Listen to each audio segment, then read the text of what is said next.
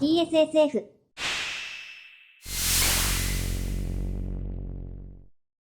Hey guys, I just wanted to go over the player tab a little bit. I didn't think that it would be that complex to see how it works, and I did go over the player tab in my overview video, but I admit I didn't go over it in as much detail as I probably could have.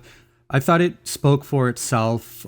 Plus, that video I had to have finished within 20 hours, and I was having some editing problems that day.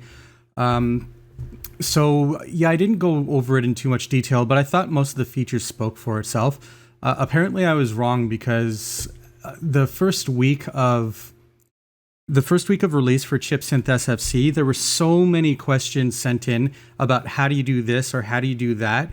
And I don't want to sound rude when I say this, but there are no options for it. So how do you think that there would be options for those kinds of things? Again, I don't want to be rude when I say that, but I'm just trying to figure out how people thought that that certain features would be there if there's no button for it. Anyways, I'll go over everything I want to talk about. First thing I want to warn is that, I'll get into that actually in a minute, but I'll just play a song. Here's a Blaster Master remix I did years ago. I think I did this back in 2012, 2011 or something like that.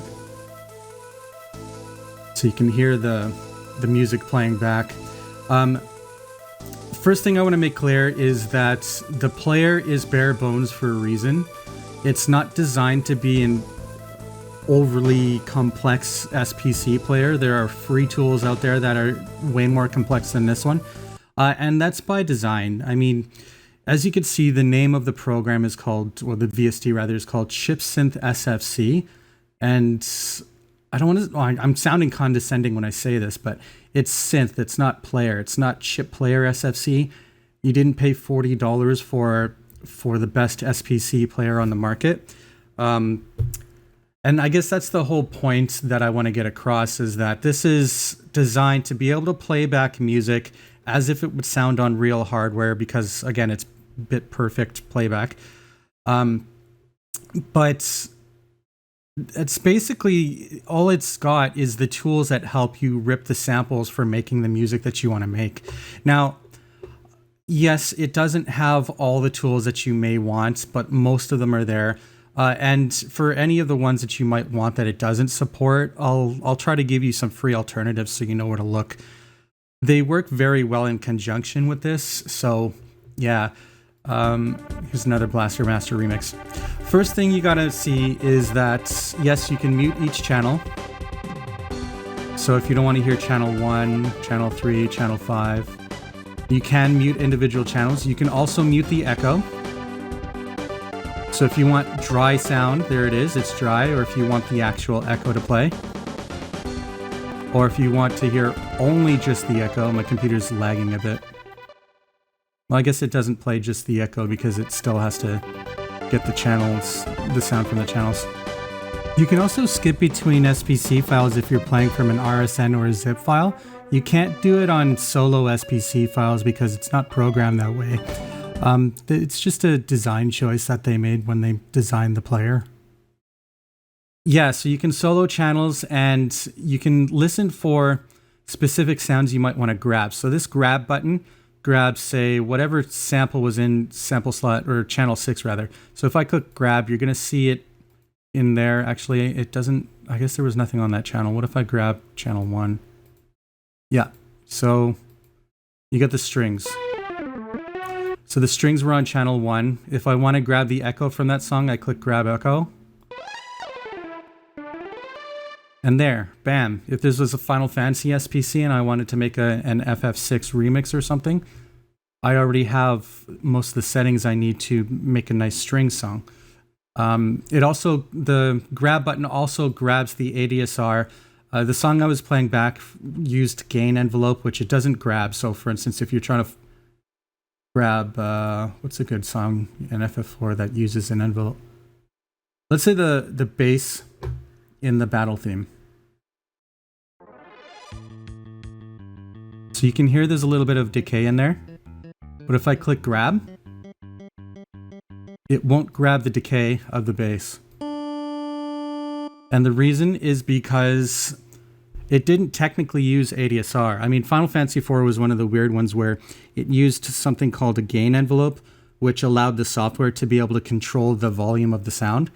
And then when you hit release as a good declick method, which this kind of segues into the next video I'm going to be making, it switches to ADSR to let the note fade out so that it doesn't click when the next note plays.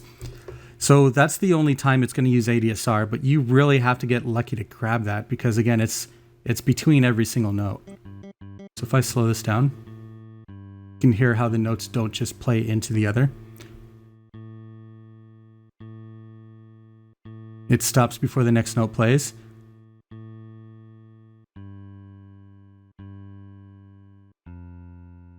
I was just trying to see if I can grab the ADSR there. No, it didn't grab it. Actually, I think it grabbed it for this.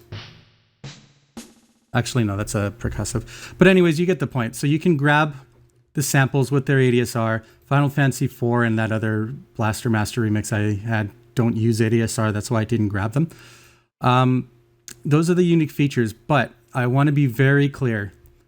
There is a grab all unique button, which grabs all of the unique samples played so far, and it places them in whatever slots are left. Keep in mind, chipsynth SFC only has 16 slots. So it's got all the unique sounds in that slot list. But if I load up Donkey Kong Country, for example, and I play a song like one of these songs goes into the 30 sample mark, it won't grab all 30 samples. It will only grab the 16 samples. If you have samples grabbed already, and then you try to grab more, it'll only fill up the slots that are available. So I don't know where people are getting the idea that you're able to grab all the samples in a song. You can't yet. So yeah, it's unfortunately, it can't do that because, again, it's one of those things where they wanted to put the function in the synthesizer, but they didn't want to spend as much time in the player because they had other features they wanted to focus on. Yeah, they could have put it in there. Maybe it'll be in a future update. I'm not sure. Who knows what they're going to do? I know there are other features that they mentioned are a possibility in a future update. But as of right now, it's not there. Doesn't mean you can't do it, though. There are plenty of free tools that do that.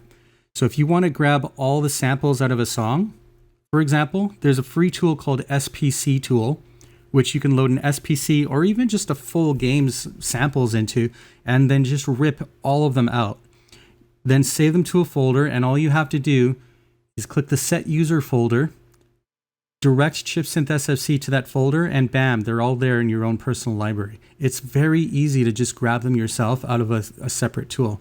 Another free tool that can do it is C700, which is another Super Nintendo VST. It's a free one. It's not as fully featured as chipsynth SFC, but it does allow you to grab all the samples out of an SPC file.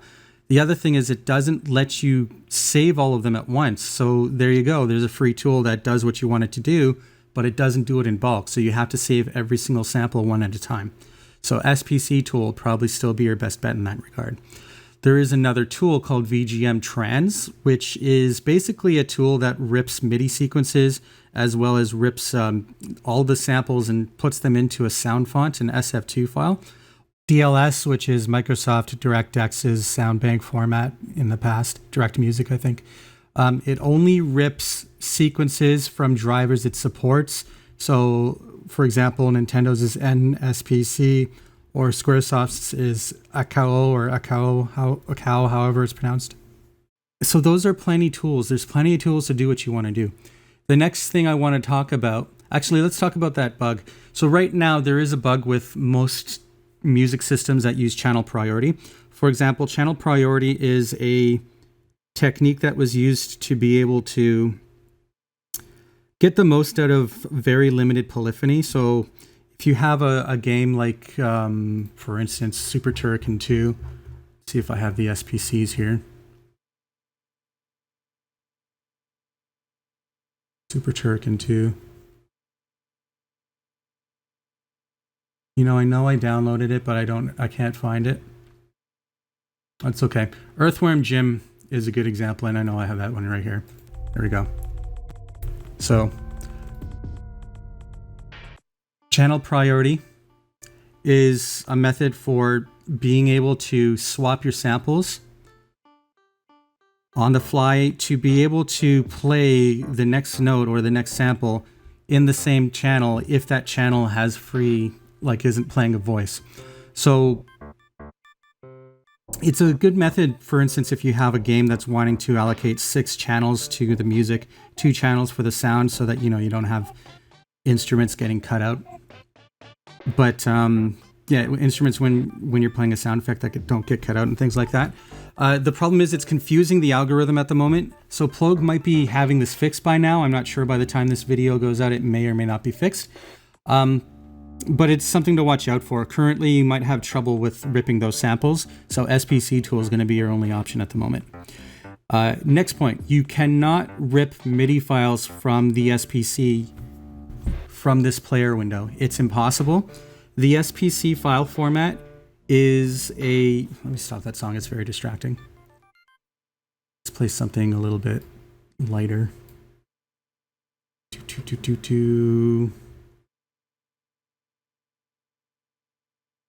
Get some Final Fantasy VII stuff.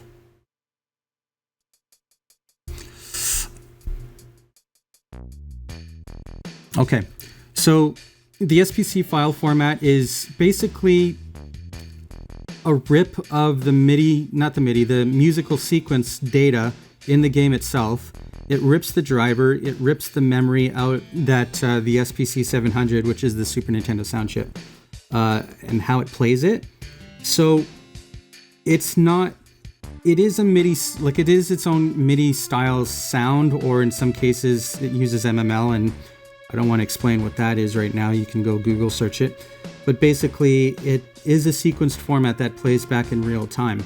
Now, it's still playing through emulated hardware, and it's still using CPU instructions. So there's really no way to rip a MIDI file from an SPC file unless you know how the drivers work within that SPC file. Because every game uses its own driver. They use their own file formats and everything like that. Chipsynth Chipsynth SFC cannot do that. However, there are 2 free programs that can. One's called SPC to MID, which uses pitch tracking, and it converts it converts the pitch to MIDI pitch, and it converts the notation to MIDI notation. Things like that. It does its best. It's not perfect. But the better one is called VGM Trans, which is just an open source software that takes the SPC file and it rips the sequence out of it from a bunch of people who've reversed engineered the actual MIDI based sequence file within that SPC, or the driver of the game. So the other cool thing is that it rips sound fonts. So if you are looking for those samples, and I think I mentioned this not too long ago, then you can just use VGM Trans to rip it. I mean, that works just as well. In fact, if you rip the MIDI file and the sound font file, throw it into a sequencer, and then play them both back, there's a very good chance that it's going to play it back about 90% accurately. There are some things it can't convert, like certain legato or pitch bends or things like that. But, I mean, if you're trying to rip the sequence and you're willing to fix all that, you can definitely get a good quality sound from that. I mean, I used to use VGM Trans for some of the sound or remixes that I've done in the past. So it's definitely an option for you to use. The next thing I want to talk about is you cannot manipulate the pitch or the volume of the SPC files with continuous controllers.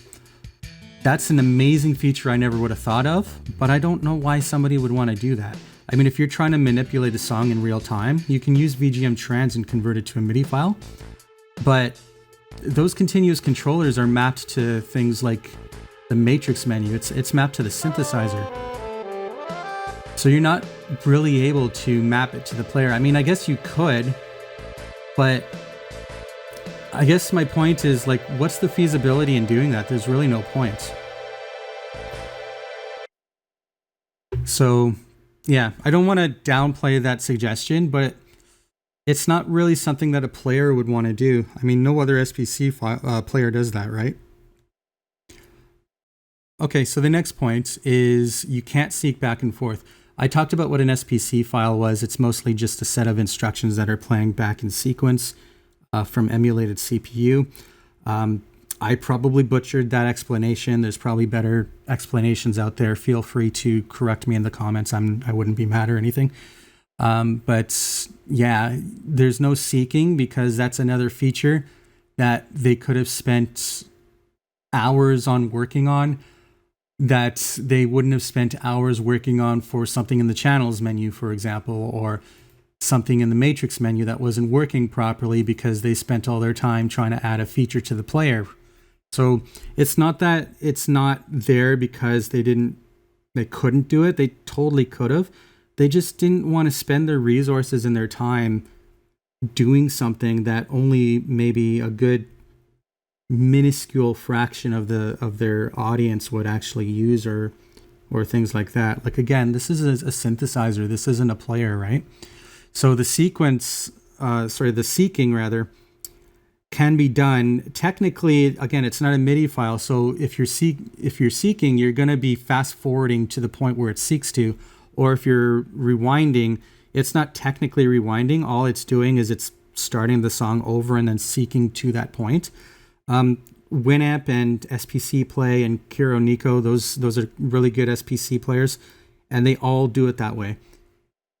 If you want to play things faster, you can always just turn up the speed, turn up the detune, and it plays at high speed. It's not ideal, but that's our best option at this point.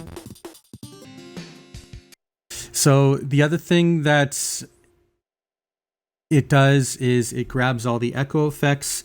This one I have written down. Let me actually just read it. So it says, all echo and other effects playing back from the SPC file that are done with the echo settings can be grabbed. If you're hearing volume-based reverb simulation effects, which are in some very rare soundtracks, or interesting phasing sounds that could be done via pitch modulation, those will not be captured as they are not sampled and they are not effects within the echo buffer. So if you're trying to do a reverb effect, so that's the typical SNES reverb effect. But if I go into channels and I shut off the reverb, let's just turn off the wetness, we'll make it 0. And it's dry, but somebody wanted to say have a simulated reverb. You could technically do it with the release and then turn on inverted. You probably won't hear that if you're on a cell phone because when it inverts one and it doesn't invert the other, it actually phase cancels. Or actually, let's do this. So let's turn on the echo. We'll invert one of the, again, you might not hear this on mobile if you're playing vertically because there's no mono if you do this.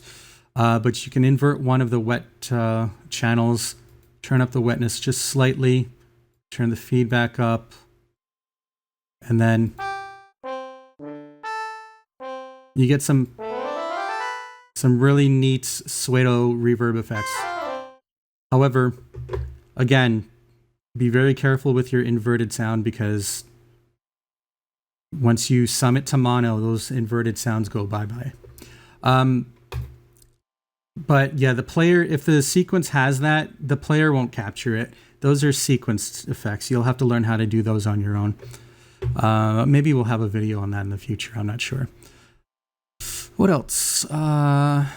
There's no extra effects in chipsynth SFC like there were in MD and Porta FM. Those other ones had an arpeggiator, which SFC doesn't have an arpeggiator, but it's been talked about in the future of adding one in a future update. However, your MIDI sequencer should have its own arpeggiator, so that's really not the end of the world. MD and Porta FM also had chorus and reverb effects. Those were technically synthesizers, so the reverb effects were warranted. Chipsynth SFC, even though it's called a synthesizer, it could technically still be a synthesizer if you want to treat the samples like little wave tables and stuff, things like that. But for the most part, its main purpose was to sound like a Super Nintendo. Its only effect was the echo. In the past, there was an effects tab, but all that was in there was the echo. So the reverb in the chorus was never meant to be in this plugin. And the consensus was that if you ever wanted to use those effects in the future, you could just apply an insert send on in your DAW with the track that has chipsynth SFC, so you can put it in yourself. It's really not that hard to be able to do that within your own digital audio workstation. So I think that's pretty much all the topics I wanted to talk about. I don't think I talked about the detune or the speed. Detune is basically that. Rufus, I love you, but you're distracting me right now. Detune is just basically a function to speed up the pitch or slow down the pitch, as well as the speed. Because every Super Nintendo has its own sample rate, some have 32,050 hertz, some have 32,070 hertz.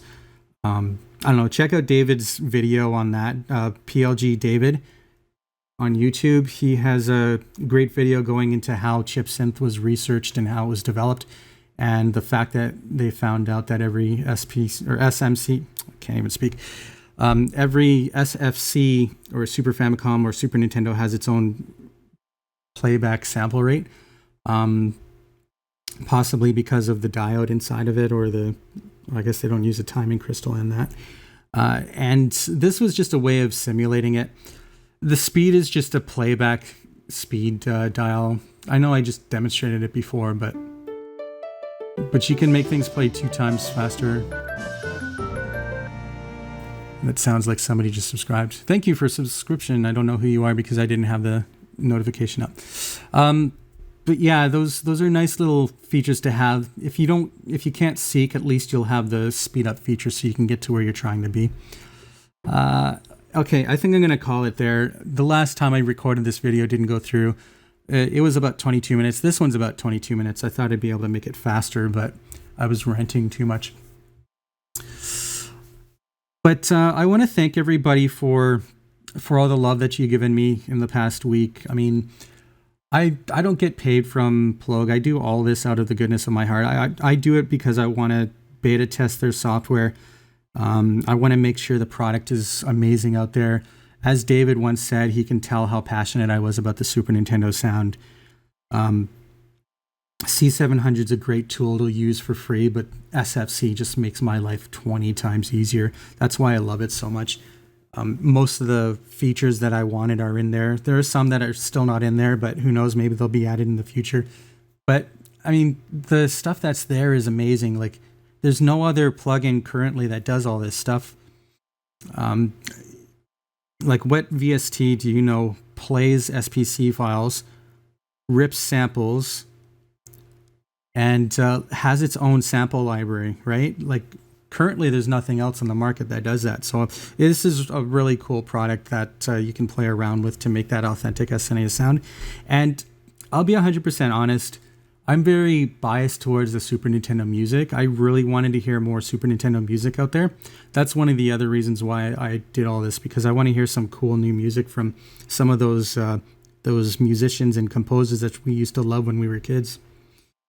I don't want to do this myself, but if you want, you should probably contact your favorite composer and say, hey, did you know that there's a new VST out that can make Super Nintendo music? You should make new Super Nintendo music. One of the reasons is one of the composers actually in the past, Hiroki Kikuta, he actually made a new one called the Unbreakable Unity, which is a great 40-minute Super Nintendo song that he created last year. You should take a look or take a listen to it. Check out his Bandcamp. It's right there. I believe it's a pay what you want, but I think he might be asking for $10. I could be wrong about that. But you could preview it on his Bandcamp for sure and listen to it. But yeah, I really hope that more artists make more Super Nintendo in the future. I'm really looking forward to that. Again, thank you for the love. Subscribe if you want. Send me a like. I want to try to be more active on this YouTube channel, which means I'm going to be making more tutorials. Right now, I have a declicker coming up, a declicker tutorial that I want to put out coming up. And I want to talk about the matrix and the steps tabs. Maybe I'll go into how to make Super Nintendo samples in the future. Pitch modulation I want to talk about as well. Yeah, so there's going to be a bunch of stuff that we can talk about in the future. If you guys want to hear anything or about anything specifically, let me know in the comments and I'll see if I can make that the next one. But the next tutorial I want to maybe put out tomorrow or the day after. These are going to be severely unedited, so feel free to listen to me at twice the speed, but I know I'm talking pretty fast here. So, okay, leave some comments, leave some questions. I'm here to help out. And yeah, if you guys have anything cool to share with me, then feel free to share that in the comment section too, but be careful. I think YouTube might flag you as spam. I'll do what I can to unflag it. Okay, see you guys later. Have a good night. Bye.